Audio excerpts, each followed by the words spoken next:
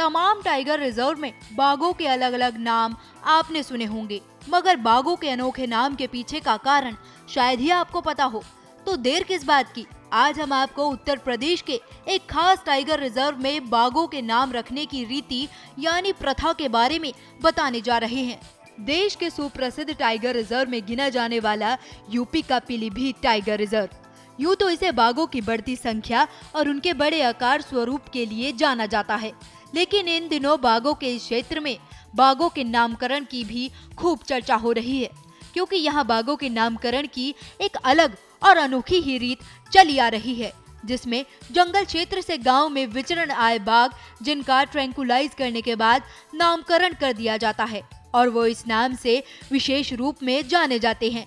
मतलब यहाँ जिस गांव में बाघ रेस्क्यू किए जाते हैं उस गांव के नाम पर ही उनका नामकरण कर दिया जाता है। चलिए बताते हैं आपको कैसे बाघ के नामकरण की अनोखी है ये रीत। मल्लू, विधि, मुस्तफा और खजूरी। दोस्तों, आपको ये सुनकर हैरानी होगी कि ये नाम किसी इंसान के नहीं बल्कि इन तस्वीरों में आपको दिख रहे इन बाघ और बाघिन के हैं। जी हाँ, इन बाघों के नाम इनके गांव से जुड़े हैं। पीलीभीत में बाघों के नामकरण की ये एक रोचक कहानी है। पीलीभीत में जिन गाँव में बाघों ने डेरा जमाया उन्हीं गाँव के नाम पर बाघों का नाम पड़ गया। पूरनपुर इलाके के मल्लूपुर में लंबे अरसे तक बाघ का आतंक देखा गया था। रेस्क्यू के दौरान उसका नाम मल्लू पड़ गया।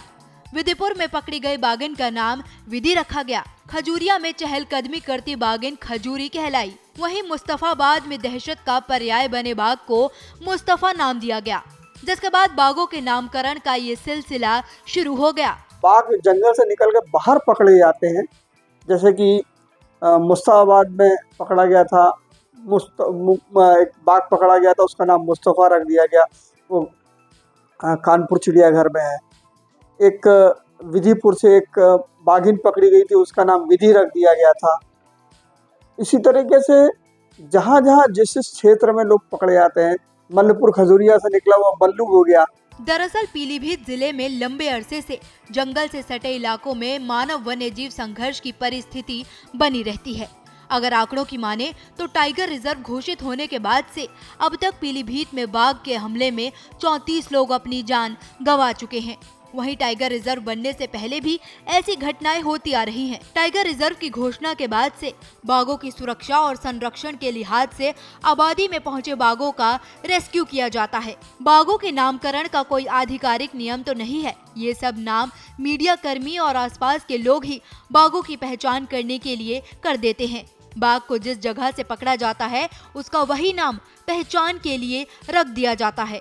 जंगल में बाघों के नाम रखे जाने की अलग प्रक्रिया होती है। ये नाम वन विभाग के लोग, उनकी पहचान, आसपास के गांव वालों की बात, बाघों की हरकत और अफसरों के ऑब्जर्वेशन के आधार पर दिया जाता है।